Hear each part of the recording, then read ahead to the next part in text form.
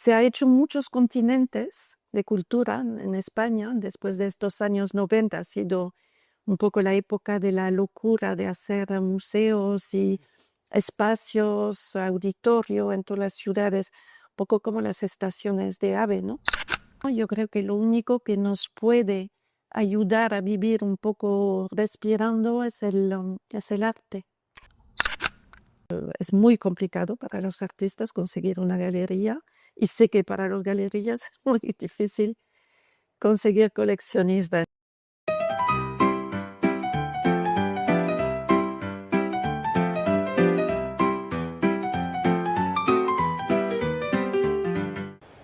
Hola, soy Inés de Senís y esto es Flipa Spain, un podcast para hablar de arte y creatividad made in Spain, para desmontar tópicos del mundo del arte, que no son pocos, para descubrir sus rincones ocultos, que tampoco son pocos. Y vamos a hacerlo hoy con una invitada muy especial, Claude Bissac. Bienvenida, Claude. Hola, Un Inés, gusto ¿qué tal? tenerte aquí conmigo.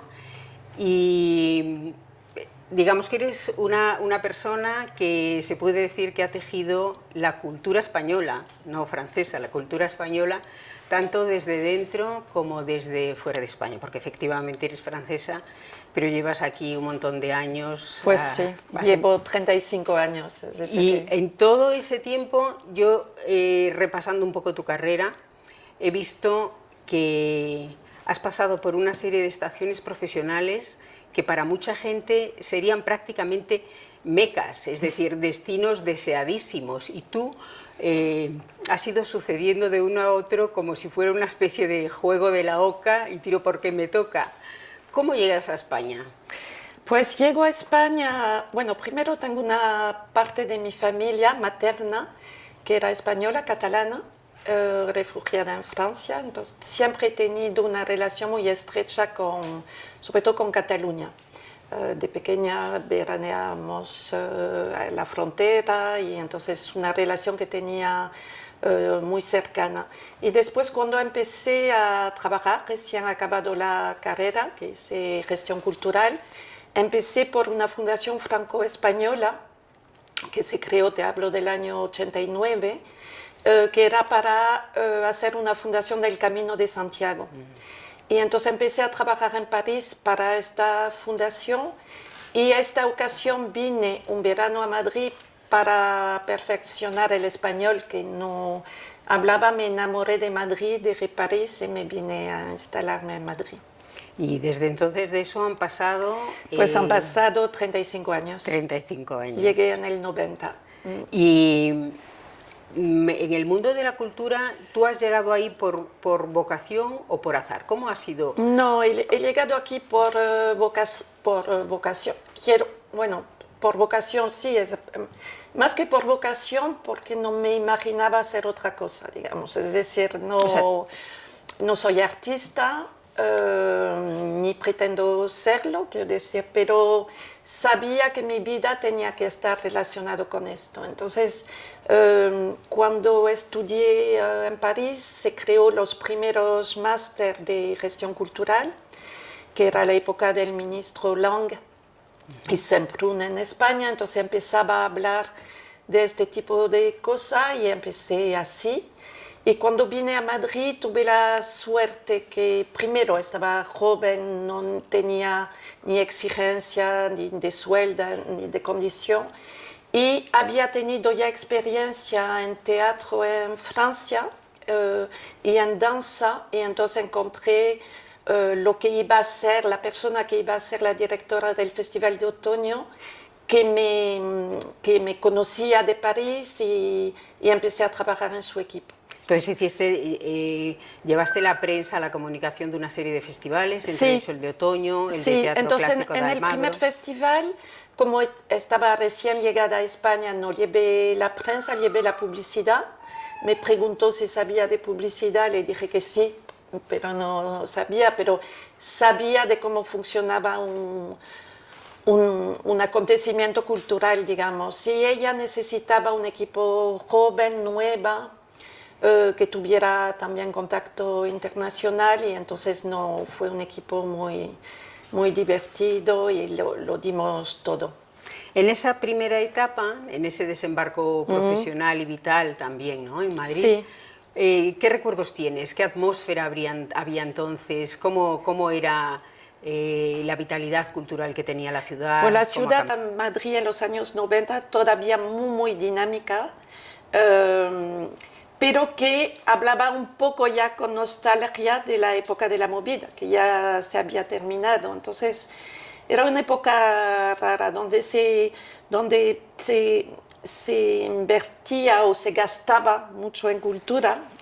Me acuerdo que en estos festivales pues, había presupuesto enormes y no tiene nada que ver con la situación actual, desde luego, pero sí que había un dinamismo en la calle que en poca ciudad había. ¿Y por qué crees que se ha encogido tanto el gasto en cultura en este momento? Pues yo creo que la crisis financiera ha hecho mucho daño en los años 2008. En cultura yo creo que nos tocó un poco más tarde, un poco más bien 2010, sobre todo en lo público. Yo creo que se ha gastado mucho y bastante mal en algunas ocasiones. Bueno, como todo, yo creo que ha habido exceso, un poco en los dos lados, y después el exceso de querer recortar en cultura, que a mi punto de vista obviamente es absurdo. Se recorta de donde hay poco cuando creo que es esencial invertir en cultura. Yo creo que los excesos han sido de ambas partes, quizás en una parte primera de no gestionar todavía y bueno, no había tampoco conciencia ni ecológica, ni, bueno, era otra época, era la época de 92, imagínate. ¿Se gastaba tanto porque se creía entonces quizá que la cultura era una punta de lanza para modernizar este país? Me ¿Cuál imagino que crees? sí. Me imagino que sí. Bueno, no tengo experiencia en otro sector, yo solo he trabajado en cultura, entonces no sé si en otro sector se vivía un poco lo mismo, pero yo creo que sí, que había. El año 92 ha sido, bueno, todos lo hemos vivido entre Sevilla y Barcelona, entonces era un poco de todo a lo grande, ¿no? ¿Cómo crees que ha cambiado el arte en general? No solamente en España, sino tú tienes una visión internacional muy completa, muy dinámica y también una muy cercana nacional. ¿Cómo crees que ha cambiado el arte en general desde entonces? Pues ha cambiado, en algunos aspectos ha cambiado para bien y otros ha cambiado quizás para mal o no en la dirección correcta, quizás. Para bien ha cambiado que hay mucho más formación para los artistas, que las generaciones actuales tienen capacidad de moverse. Yo creo que eso cambia muchísimo, ¿no? La generación de nuevos artistas. Hace poco he ido a la Complutense a ver la exposición de los artistas jóvenes saliendo de los máster. Es un nivel increíble, un nivel que hace 30 años no veía. Era una escuela mucho más académica, menos contemporánea. Ahora todos entre Erasmus, las posibilidades. Yo creo que eso ha cambiado y ha enriquecido muchísimo el panorama, yo creo que eso sí. Después, institucionalmente, yo creo que ahora Madrid es una ciudad con instituciones impresionantes, quiero decir, se puede ver de todo en Madrid y un nivel muy alto, es decir, que hace 35 años había grandes instituciones, pero no sé, no existía ya la Fundación Mafre, no existía la programación de muchos de los festivales, es decir, que a nivel de propuesta cultural yo creo que realmente Madrid es en un nivel de una capital internacional muy alta, a nivel de propuesta, y yo creo que prácticamente en todos los ámbitos del mundo de la cultura.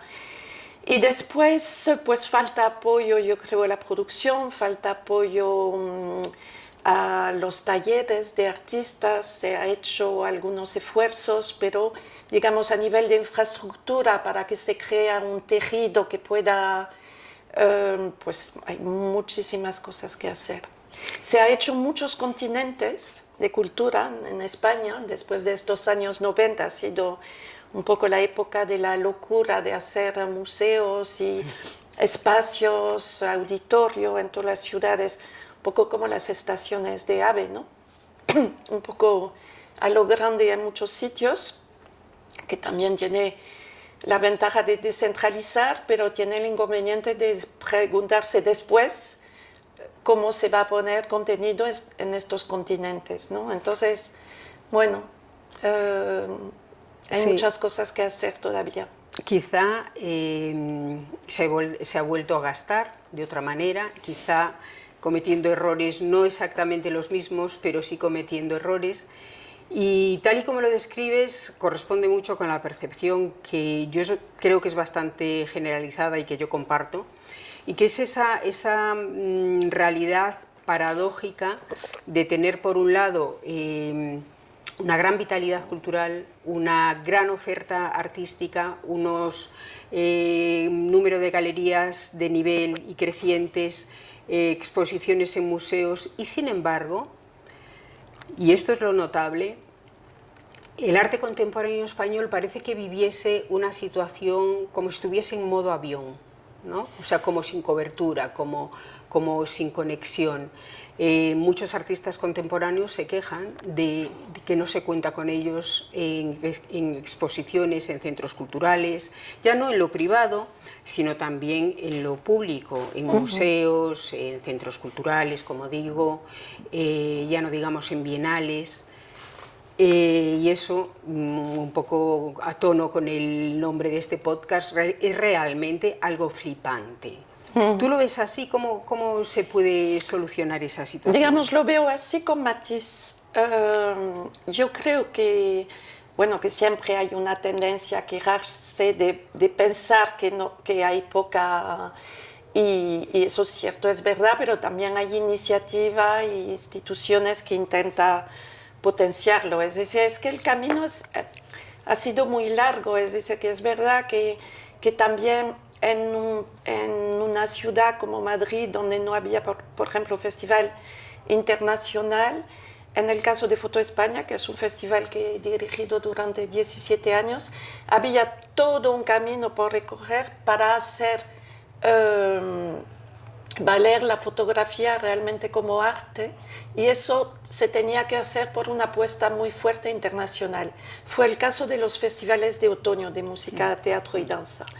Entonces, después lo que sí es que paralelamente a esto, que son como máquinas de comunicación, de formación también para el público, porque el público se tiene que acostumbrar a una cierta programación también, y lo que ha faltado quizás es lo que decía, tejer un tejido cultural al lado con apoyo. Durante muchos años este apoyo lo han dado las cajas de ahorros.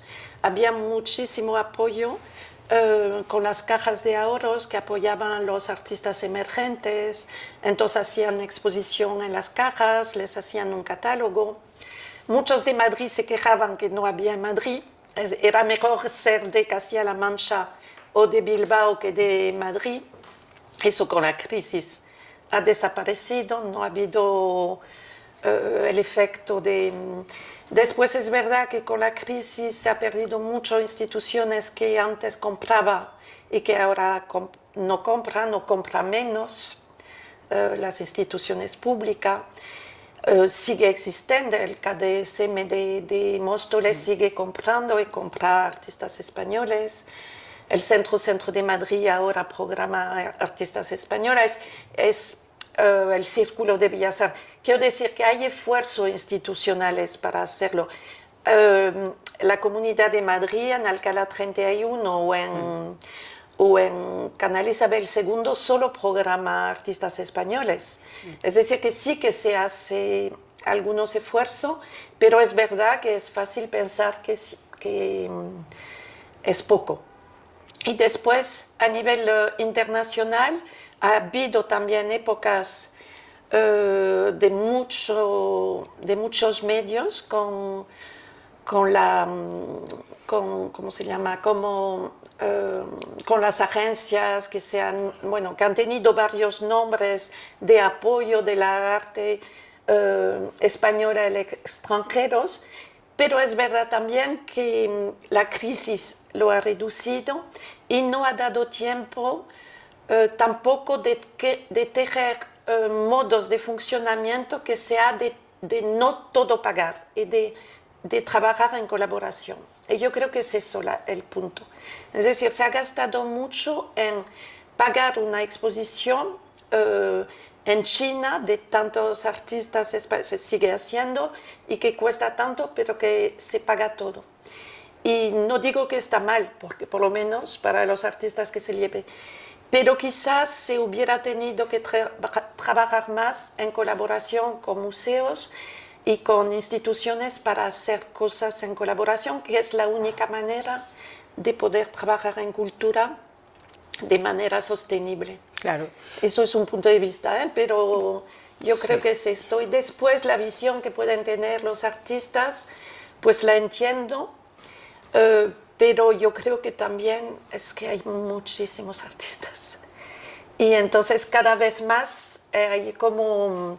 Y son buenos, quiero decir que no digo que hay muchos artistas malos. Entonces me da la sensación que es una sensación que tienen un poco en todas partes.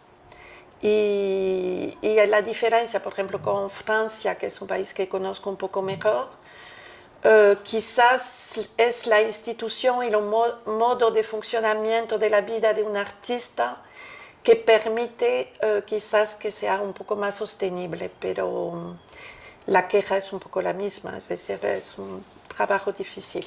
¿A qué te refieres con ese modo de Pues, por ejemplo, de poder cobrar paros si has trabajado un cierto tiempo. Eso, por ejemplo, existe en Francia, que puedes tener si eres músico, si has hecho algunos bolos, no necesitas haber trabajado un año entero, pero tienes un sistema así de seguridad social que es un poco más, tocamos madera para que siga, porque el aire del tiempo no va en este sentido, pero digamos, eso ha sido una estructura que ha permitido mantener algunos oficios del mundo del arte, que si no hubieran un cantante de ópera, por ejemplo, no puede trabajar 360 días al año. Entonces tiene que tener un sistema de sobrevivencia que le permite tener un cierto tipo de bolos y poder mantenerse el resto del tiempo. De hecho, yo recuerdo que durante el COVID, Francia fue uno de esos países que apoyó económicamente a las galerías que vivían, claro, una situación absolutamente moribunda, ¿verdad? Sí. Ese tema que tú mencionabas, el del tejido cultural, quizá tiene bastante que ver con lo que podríamos llamar visión cultural estratégica.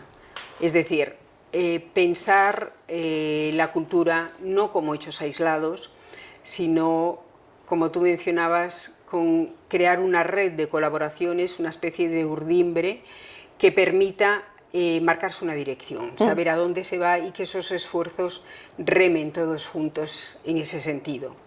¿Tú crees que en España tenemos una visión cultural estratégica o la hemos tenido en algún momento, Claude?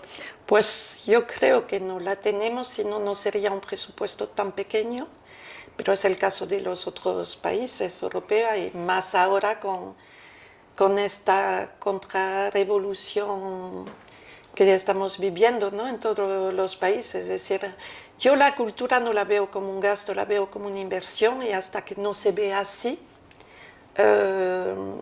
entonces yo creo que ha habido un discurso de muchos ministros y lo es del actual en España de entender que es también una manera de invertir en economía, que eso tiene repercusión, se nota en muchos sitios donde, por ejemplo, ven ahora que hay como una reflexión sobre el turismo de masa, como la cultura puede ser una manera de hacer de un turismo, pero siempre va, a mi punto de vista, en un sentido que no acaba de gustarme del todo. Otra vez hablo realmente a nivel personal. Es decir, a un nivel más elitista, como de... y yo creo que no se tiene que ver así. Yo creo que se tiene que ver realmente como algo que se tiene que tejer, insisto, con la educación, con aprender a mirar, con explicar, con algo social también. Es decir, que son muchos brazos y absolutamente necesario en una sociedad que necesita realmente una visión crítica y si no estamos perdidos. Si no, la visión va a ser realmente ahora mismo, yo creo que lo único que nos puede ayudar a vivir un poco respirando es el arte. Frente a ese elitismo, yo lo comparto, o sea, esa visión yo creo errónea, ¿no?, de considerar que el mundo de la cultura o del arte son elitistas. Creo que todo lo contrario, o sea, creo que en realidad tienen una enorme potencia popular. Hay una dificultad que es como la de cuando el árbol no te deja ver el bosque. Me explico.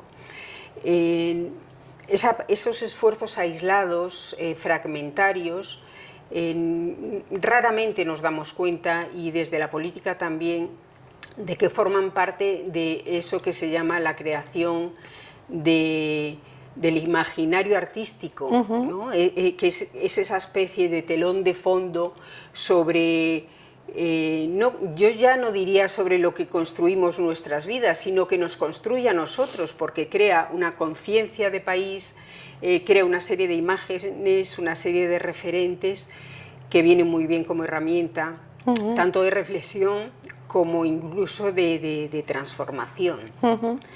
¿Tú percibes que exista en alguna parte esa noción, por leve que sea, de imaginario simbólico desde el punto de vista institucional de la cultura, o también desde el punto de vista práctico de los artistas, de las instituciones independientes, digamos? Yo veo que existe de manera individual, no de manera...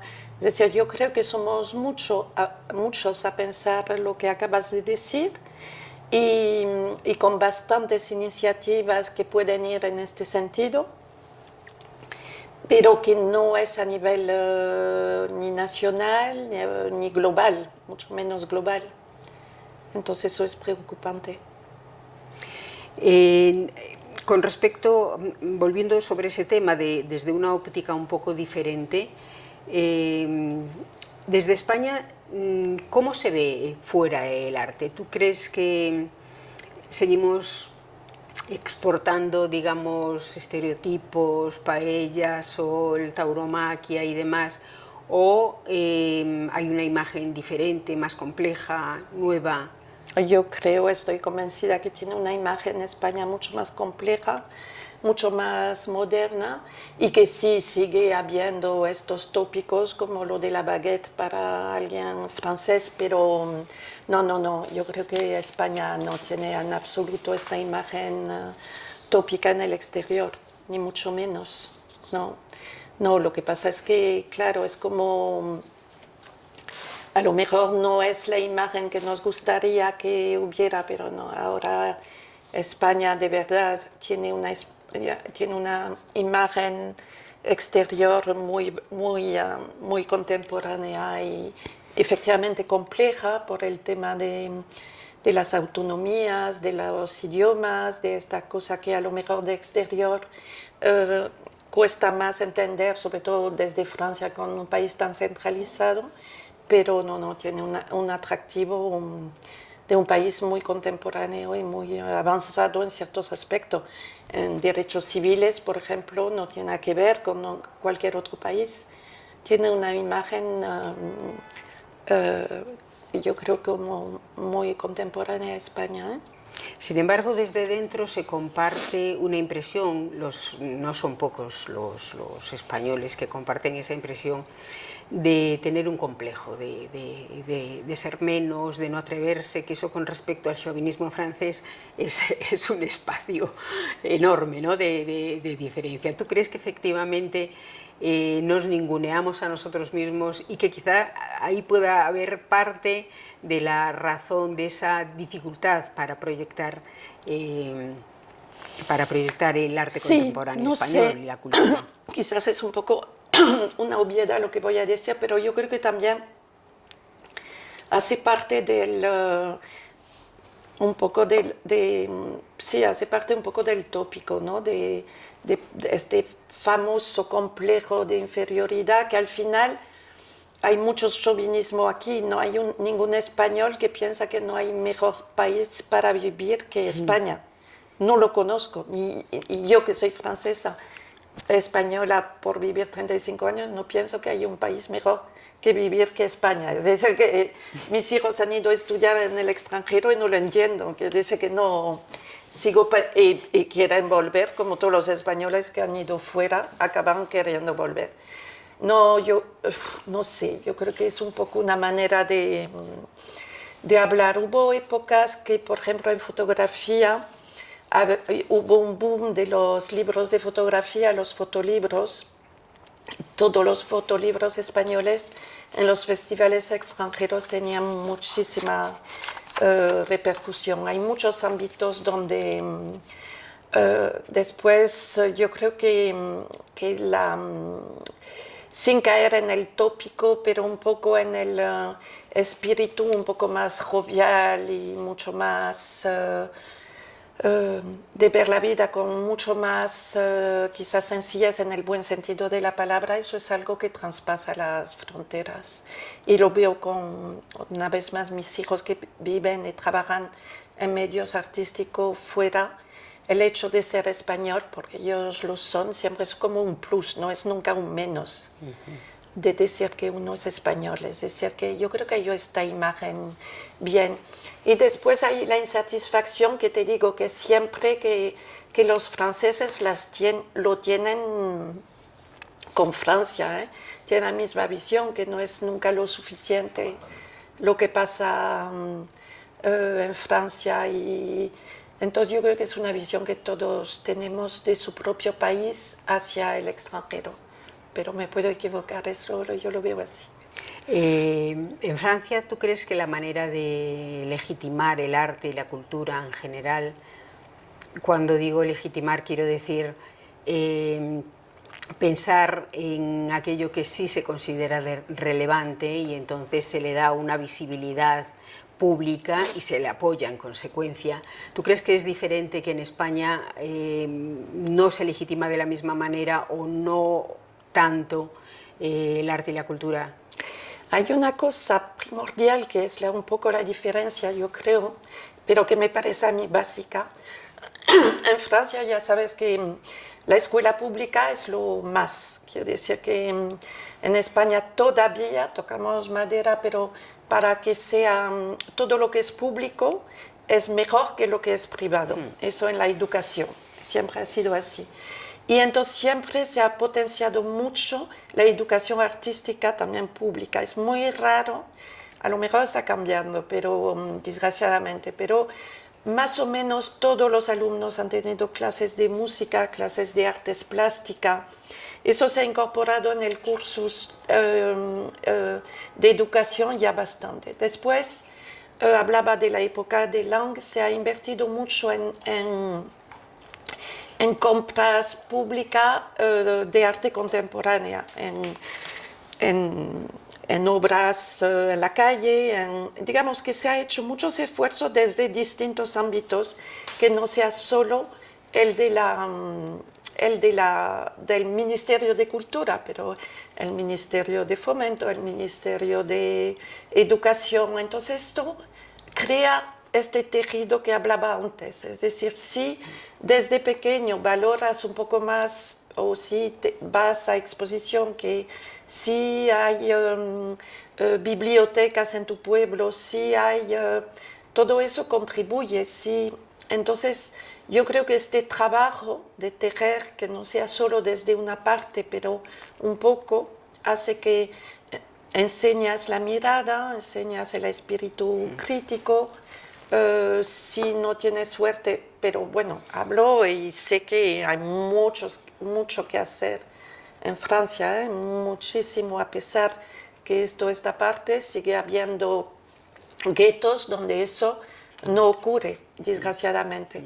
Pero en este sentido, todo eso ha hecho que quizás se pueda entender mejor algunas cosas y yo creo que es así que se tiene que trabajar en cultura, para que entrar a una galería no sea algo que impresione, que ir a un museo sea algo normal, que tener un libro en casa también, que dibujar en una familia no sea algo raro, pero que sea algo que parezca, eso es de ver una escultura en la calle un poco rara, que se pueda entender o respetar, y así sucesivamente, ¿no? Yo creo que todo eso hace y que todo eso sea sostenible, porque el mundo se ha complexificado muchísimo estos últimos años. Entonces, no es solo invertir por invertir, es invertir con conciencia. Es decir, que en 30 años de mi vida profesional, hay muchas cosas que no dábamos importancia hace 35 años y que ahora es imprescindible, que no se puede pensar de otra forma, que sea equilibrado entre hombres y mujeres, bueno, hablaba de la sostenibilidad, me parece absolutamente, y todo eso para mí hace parte del discurso cultural, no son discursos distintos, un discurso de ver el mundo, de proyectar el mundo en lo cual queremos vivir.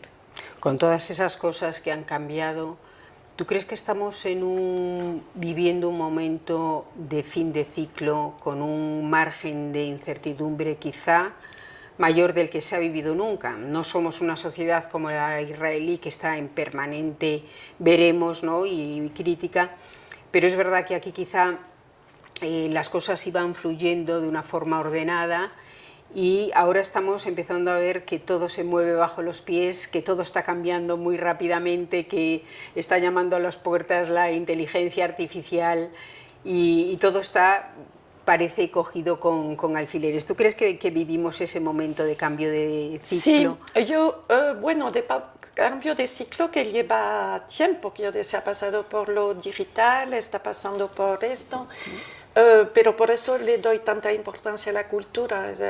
Yo creo que es importantísimo que nos demos cuenta qué punto es importante.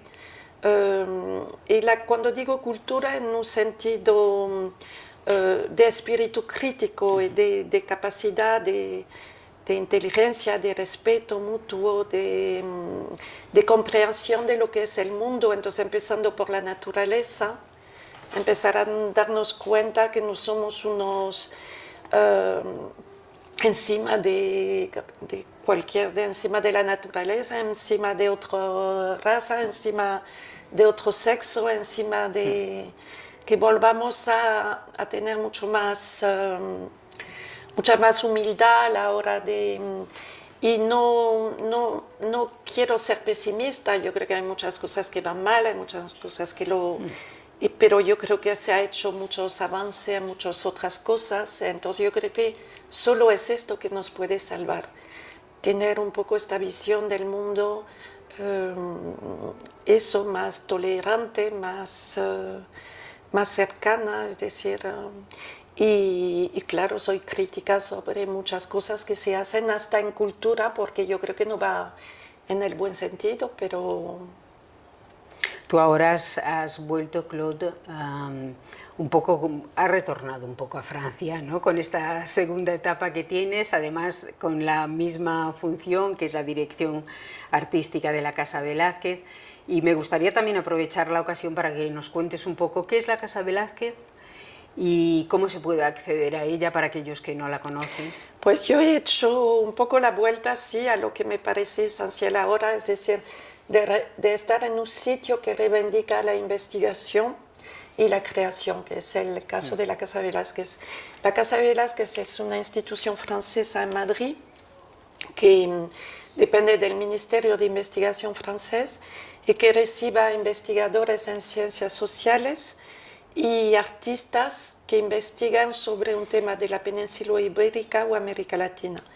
Entonces, es un sitio poco común, en lo cual ofrecemos residencias largas de un año a estos investigadores para hacer un proyecto. No hay límite ¿cómo se llama?, de nacionalidad. Son artistas e investigadores internacionales, pero sí suelen hablar francés porque hay una parte para acceder de entrevista donde tienen que hablar francés. Entonces se presentan con un proyecto, pero por ejemplo ahora yo me ocupo exclusivamente de la parte artística. Hay 16 artistas, de los cuales yo creo que este año estamos a 8 nacionalidades. Y pues es un refugio. Yo tengo la sensación de estar en este mundo de loco en un refugio y construyendo un porvenir, espero, importante, es decir, donde permitimos, no es un sitio de aislamiento, no lo concebimos así. No es, España tiene instituciones similares, por ejemplo, la Academia de España en Roma es un poco el mismo sistema, y yo creo que todos lo gestionamos un poco de la misma manera. No se trata que los artistas se aíslan, sino de crear redes de colaboración profesionales que sean para ellos no solamente un momento de tranquilidad donde van a tener medios para trabajar y vivir durante un año para proponer un proyecto, pero también para crear redes de colaboración con otros profesionales. Y es lo que hacemos. En ese paréntesis entre las dos etapas tuyas en la Casa Velázquez, como digo, con la misma función, ¿encuentras rasgos diferenciales entre los estudiantes de esa primera etapa y esta segunda, de sensibilidad, de confianza en uno mismo, de diferentes... Sí, bueno, entre medias han pasado 17 años y lo que ha cambiado es más la actitud, lo que es la institución, más que los propios artistas. Es decir, la institución se ha modernizado mucho. Cuando la dejé era una institución más con un modelo decimonónico, más de esto, de permitir a artistas franceses de venir en una ciudad a inspirarse de los grandes museos, que era un poco el modelo de todas las academias en Roma. Todos los países tienen su academia en Roma, hablábamos de España, pero todos los países la tienen y era para ir a coger la fuente del arte y de un poco inspirarse. Ahora eso ha cambiado muchísimo. Con Madrid en la Casa Velázquez era así, era sobre todo nutrirse del Prado, de Velázquez, Goya, los grandes maestros. Y ahora sigue siendo así, por supuesto, porque con los museos que tenemos en Madrid es que no puede ser de otra manera, pero hay otra mentalidad. Es realmente conectarse con un país que tiene efectivamente el Prado, pero también el Reina Sofía, que tiene también Arco, que tiene elementos muy potentes de la escena cultural contemporánea. A mí me gustaría saber, tú que has trabajado tantos años aquí, si has tenido decepciones y sobre todo dedicándote al mundo del arte y la cultura. Yo en conversaciones con otras personas que tienen también una trayectoria muy rica y muy prolongada, sienten cierta decepción respecto al arte en el aspecto de mercantilización. ¿Tú has sentido una decepción similar o algo por el estilo? ¿Qué te salva de eso? Yo nunca he trabajado en el mercado, entonces tampoco he trabajado en colaboración con el mercado, con las galerías. Por ejemplo, en Foto España teníamos lo que llamamos el Festival Off, que son las galerías, pero yo personalmente he trabajado más del lado institucional, entonces sé muy poco del mercado, no me atrevería. Las galerías es un ámbito que admiro muchísimo porque sinceramente no sé cómo lo hacen.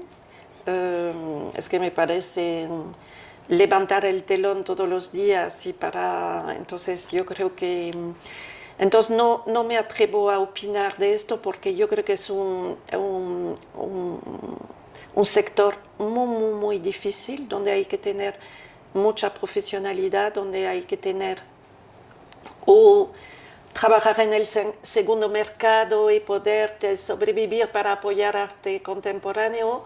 No me da la sensación que el coleccionismo en España, y yo creo que es eso que puede crear más frustraciones, se ha desarrollado mucho. Yo creo que está mejor que hace algunos años, pero no es...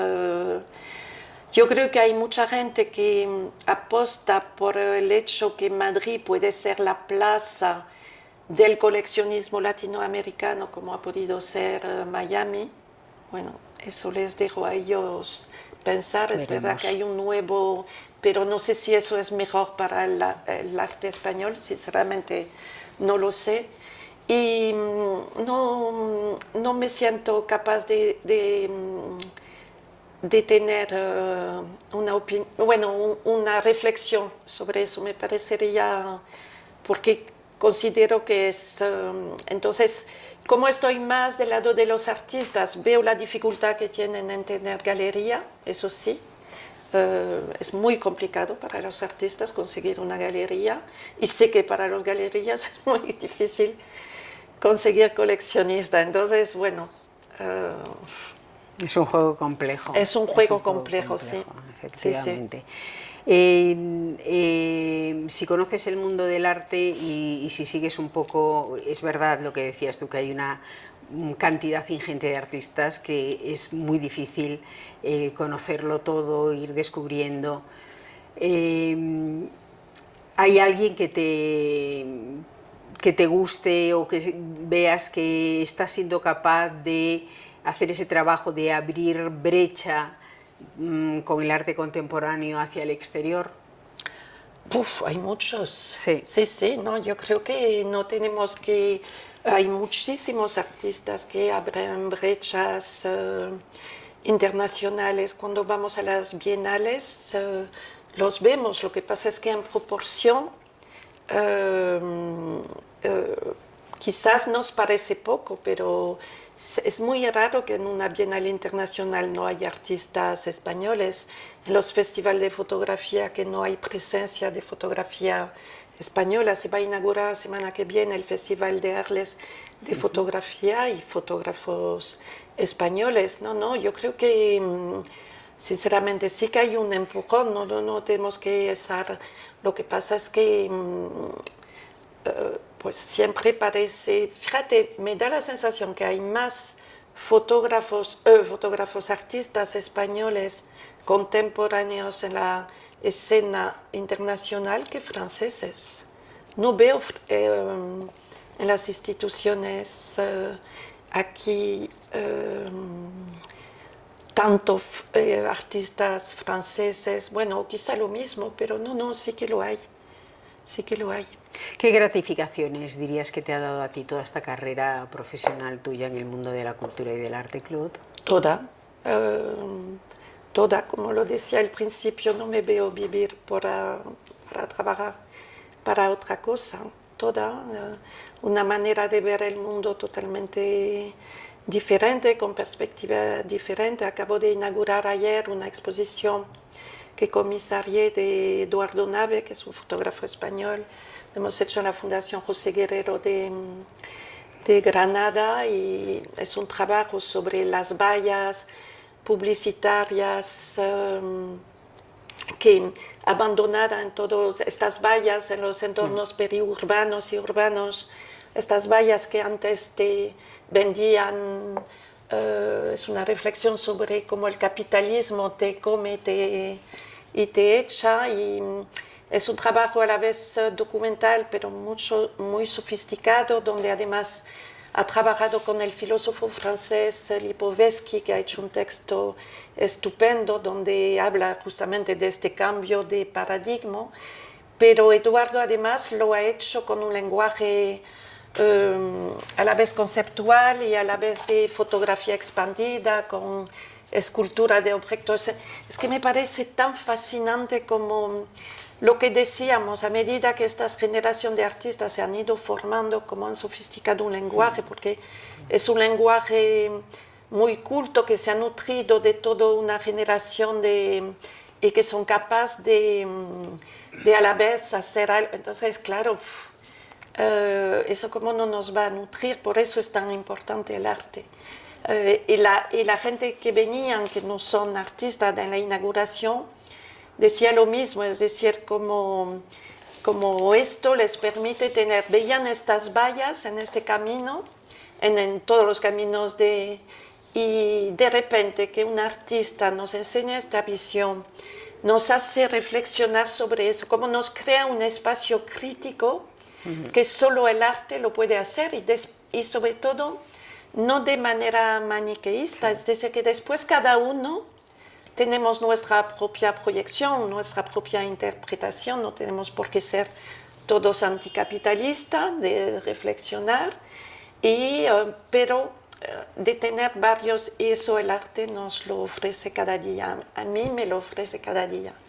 Y invito a la gente a esto, pero hablo del arte visual porque me dedico más a esto, pero puede ser obviamente la lectura, la música, como no, y todo tipo de expresión artística. Llegadas a este punto, vamos a hacer una especie de cuestionario Proust, que no es Proust, pero tiene ese tono de ráfaga y es, más flipante, acorde con el espíritu de este podcast que un Proust normal. Si el arte español fuese un animal, ¿qué sería para ti? ¿Un lince ibérico, por ejemplo, en vías de extinción?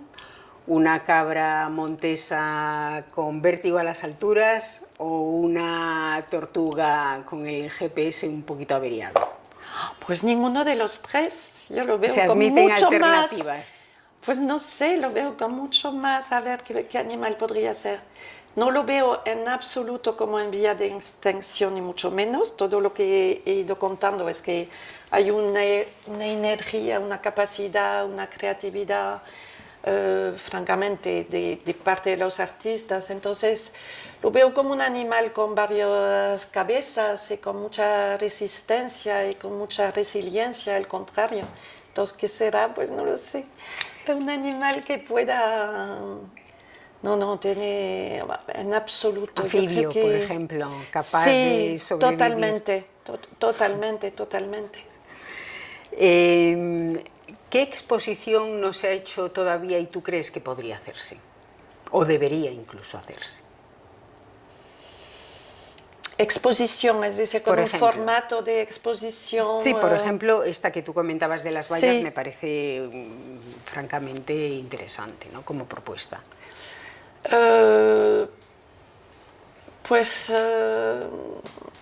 No sé qué exposición no se ha hecho. Yo creo que hay mucho que hacer en lo que, pero se está haciendo, está mucho de trabajar mucho en todo lo que es de fuentes populares, es decir, volver a dar un poco como trabajar sobre lo que es, que creo que es una manera también de reconectar la gente con el arte contemporáneo, es decir, mostrar a qué punto las fuentes populares, que sean musicales o de artesanía, encuentra eco en el arte contemporáneo. Entonces yo creo que todo lo que va en este sentido está bien para reconectar un poco. ¿Qué legado te gustaría dejar a ti como agente cultural en la cultura española, Claude? No pretendo dejar ningún legado. No sé, soy mucho más humilde que esto. Desde la Pues, humildad que tú consideres, por supuesto. pues que los artistas con quien he trabajado tengan un buen recuerdo de mí y ya está, y que les haya podido ayudar en algo. Con esto me conformo, la verdad. Me imagino que en toda esta trayectoria te has encontrado con situaciones de tener que vértelas con la burocracia. ¿Cómo has conseguido abrirte paso en este tipo de situaciones? Bueno, he tenido con la burocracia, como he tenido suerte de trabajar en espacio más bien independiente, porque trabajé en el Círculo de Bellas Artes, entonces no había tanto burocracia, eran instituciones de formato humano, digamos, entonces no. Después en la fábrica era una empresa privada también, éramos unos 40 personas, sigue siendo, entonces toda la burocracia con las instituciones públicas sí la hemos tenido, pero siempre ha sido apoyo, entonces no es como si hubiera trabajado en un museo grande, quizás la tengo más ahora que trabajo en una institución pública 100%, que es la Casa de Velázquez, pero también tengo la suerte que es una estructura pequeña, lejana del hexágono, entonces realmente siempre he trabajado en formato más bien humano, entonces no ha sido un peso como puedo tenerla otras personas que trabajan en un museo donde el peso puede ser mucho más grande. Yo no tanto, sinceramente. He tenido mucha suerte. Muchas gracias. Yo Gracias, también he tenido Inés. mucha suerte por tenerte aquí Muchas en este gracias. episodio que espero que guste a nuestra audiencia y si es así que le dé like, que lo comparta, que lo suscriba y por supuesto que vuelva. Muchas gracias. Gracias, Un gusto Inés. tenerte.